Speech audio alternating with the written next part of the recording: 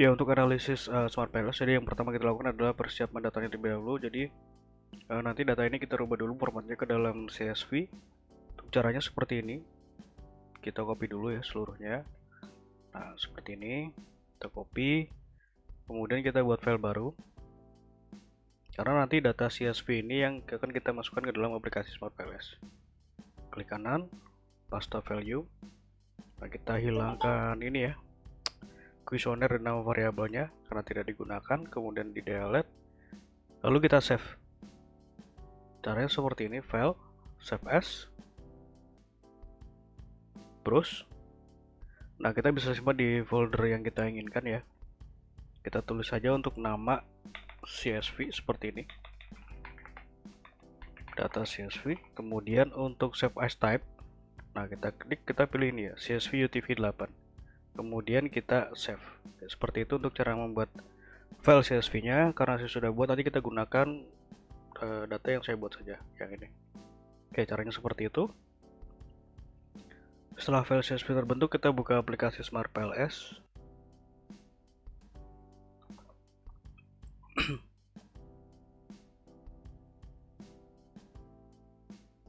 Ya, akan muncul tampilan seperti ini. Kita klik new project, lalu untuk nama kita tulis saja sini sebagai contoh ya.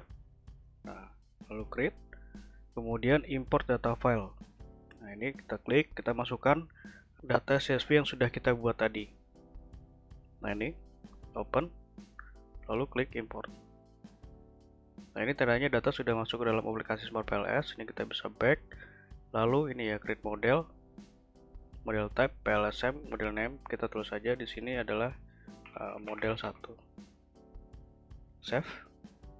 Oke, seperti ini ya. Nah, ini adalah indikatornya. Nah, kemudian indikator ini kita kelompokkan sesuai dengan variabelnya. Kemudian kita masukkan ke dalam lembar kerja. Caranya seperti ini. X1.1 kita klik dulu, kemudian tekan shift, lalu X1.6. Nah, seperti ini ya. Lalu kita tarik, enter. Nah, seperti ini.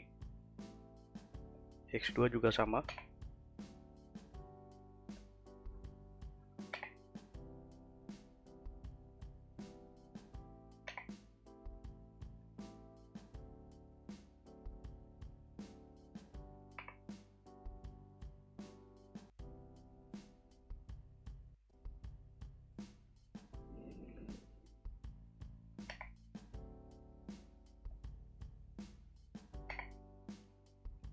Nah, setelah seperti ini bisa kita beri nama.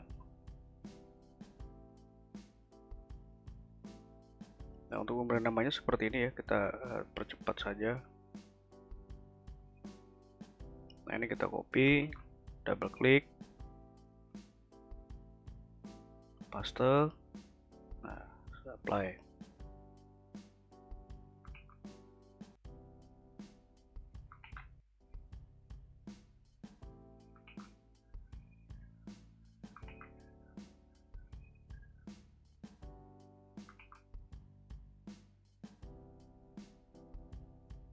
Double klik, paste, apply.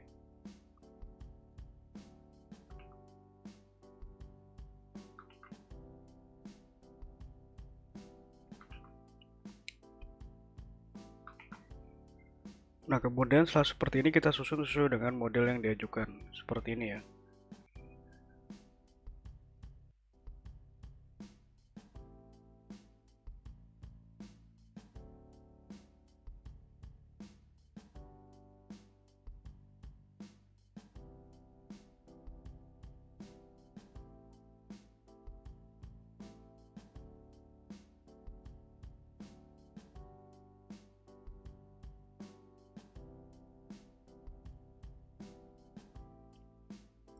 Kemudian kita hubungkan dengan menu connect.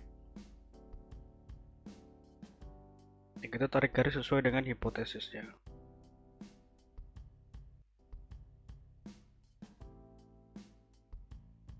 Oke, setelah seperti ini bisa kita save, lalu kita lakukan analisis. Nah, yang pertama kita uji adalah outer model ya. Di sini ada dua model, 1 dan 2, nanti saya jelaskan. Jadi pada pengujian outer model dan inner model itu kita menggunakan metode PLS algorithm. Untuk cara pengujiannya seperti ini, calculate, PLS algorithm, lalu start calculation. Ini adalah hasilnya ya. Nah, yang pertama kita lihat adalah nilai loading factor. Loading factor kita peroleh dari sini, outer loading. Nah, ini ya, di sini masih ada yang merah. Nah, ini harus kita eliminasi. Kemudian setelah dieliminasi, nanti itu akan menjadi outer model 2. Tapi sebelum itu, untuk hasil analisis SwartPLS ini bisa kita save. Ada dua cara, kita save di dalam aplikasi atau di luar dari aplikasi. Caranya seperti ini ya, untuk di dalam aplikasi tinggal klik save, lalu kita beri nama sesuai dengan tahapannya, PLS algorithm, create, lalu kita klik Excel untuk save di luar dari aplikasinya.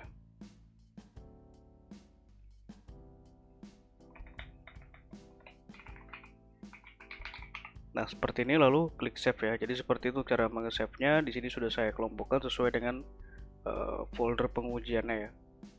Dan ini berlaku untuk semua pengujian, caranya sama. Oke, kita lihat ya. Jadi di sini masih ada yang merah, harus kita eliminasi. Kemudian kita lihat juga untuk construct reliability and validity. Nah, ini semuanya sudah aman ya. Jadi yang bermasalah itu di sini hanya di loadingnya. Nah, untuk cara eliminasi seperti ini, kita back dulu ya. Kita back. Nah, untuk modelnya yang ini model 1, kita klik kanan, kemudian klik duplicate, lalu kita ganti namanya ya ke model 2 eliminasi. Nah, seperti ini, double klik, kita analisis ulang.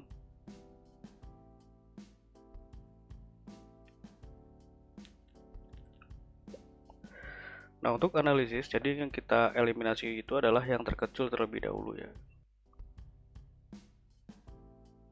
Nah, kita lihat di sini yang terkecil di sini adalah X32. Nah, X32 ini kita eliminasi. Kemudian X25 dan X15.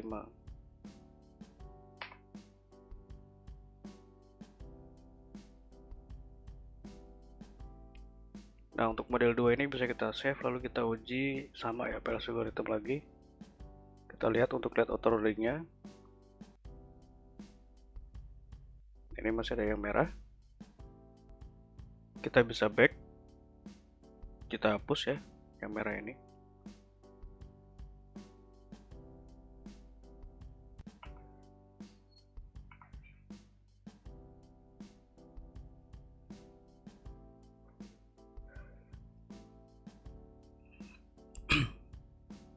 Ya, jadi seperti ini untuk final modelnya. Jadi yang dieliminasi ini ada yang masih merah ya pada X34, tapi ini nilainya sudah 0,700. Ini masih masuk ya. Yang terpenting itu nilainya jangan sampai di bawah 0,7. Nah, pada pengujian ini yang kedua, nilai loading faktornya semuanya sudah dapat dikatakan valid. Kemudian untuk nilai AVE kita lihat dari sini, construct reliability and validity. Nah, ini ya AVE. Jadi AVE ini adalah menguji validitas dari variabel laten. Laten itu yang biru, construct itu yang kuning. Nah, ini nilainya harus di atas 0,7 ya. Sorry, 0,5. Nah, ini semua sudah di atas 0,5. Jadi untuk variabel latennya semuanya valid. Kemudian untuk nilai reliabilitas kita lihat dari Crobak Alpha. Nah, ini harus di atas 0,7. Ini semuanya sudah di atas 0,7 ya, maka dapat dikatakan reliable. Kemudian untuk discriminant validity kita menggunakan nilai HTMT. Kita lihat di sini discriminant validity, kita pilih yang list supaya lebih mudah. Nah, untuk HTMT di sini nilainya itu yang menjadi standar patokan adalah harus di bawah 0,9. Nah, kita lihat di sini ya. Jadi ada yang di atas 0,9. Nah, ini mengindikasikan bahwa nilai variabel konstruknya itu belum bisa membuat variabel latennya. Namun ini tidak masalah. Nanti kita lihat di nilai viv-nya.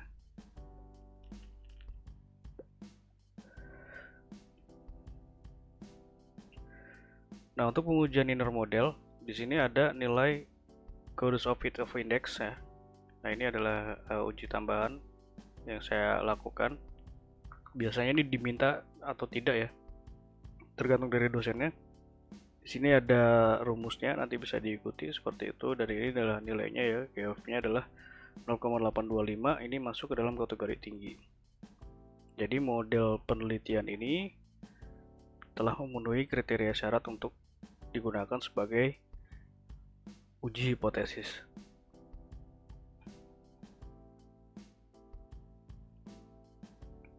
Nah, ini yang saya bilang tadi nilai VIF. Jadi di sini kita menguji collinearity assessment.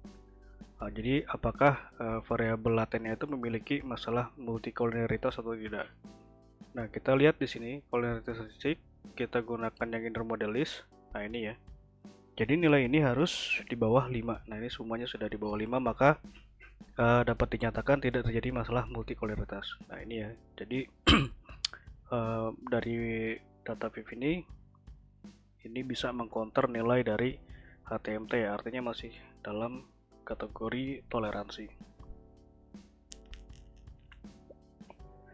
Kemudian adalah pengujian coefficient of determination atau R-square atau R kuadrat.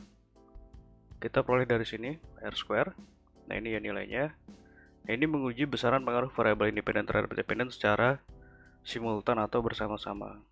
Contoh untuk kinerja karyawan, nilainya adalah 0,933 atau 93,3%. Nah, ini ya bisa dilihat di sini. Jadi ini menguji pengaruh dari X1, X2, X3, Z1, Z2. Jadi besaran pengaruhnya ini secara bersama-sama adalah 93,3%. Sedangkan sisanya dipengaruhi oleh variabel lain dari model penelitian ini. Nah, untuk interpretasi lainnya bisa dilihat di sini. Kemudian predictive relevance nanti kita lakukan ya. Kita lompat dulu ke effect size atau F-square. Jadi untuk F-square ini kita lihat nilainya di sini. Nah, ini F-square. Kita gunakan yang list supaya lebih mudah dibaca. Nah, ini sama dengan R namun pengujiannya secara parsial atau secara individu. Jadi di sini kita bisa melihat pengaruh X1 ke Z, X2 ke Z2, X1 ke Z2, X2 ke Z1 dan seterusnya. Nah, nanti ada nilai F-square, ini dibandingkan dengan kriteria di atasnya. Nah, ini bisa dilihat ya, berapa besaran pengaruhnya. Oke, kita pengujian selanjutnya adalah menguji nilai Q kuadrat atau predictive relevance. Caranya seperti ini, calculate, kemudian blindfolding, lalu start calculation. Kita lihat di konstruk cross-validated redundancy. Nah, ini adalah nilai untuk Q kuadratnya ya. Nah, nilai ini kita lihat memiliki keterangan pada kriteria yang besar. Di sini ada kriterianya, nanti bisa dilihat. Yang di sini artinya adalah ketika kita melakukan pengujian ulang yang menggunakan jumlah responden dan model yang sama, maka memiliki hasil yang tidak akan jauh berbeda dari apa yang sudah dilakukan karena nilai prediksinya di sini besar. Oke, yang terakhir adalah uji hipotesis. Caranya seperti ini. Calculate, kemudian bootstrapping, lalu start calculation.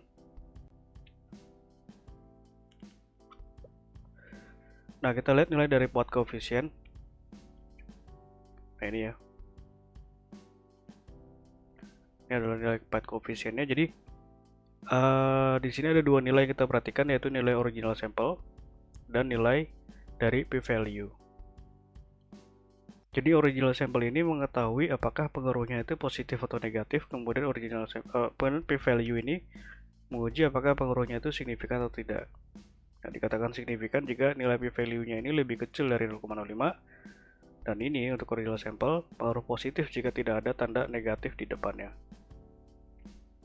Nah, di sini kita bisa lihat ya, untuk seluruhnya itu memiliki pengaruh positif, namun pada signifikasinya X1 ke Z1 itu tidak signifikan karena p-value-nya lebih besar dari 0,05.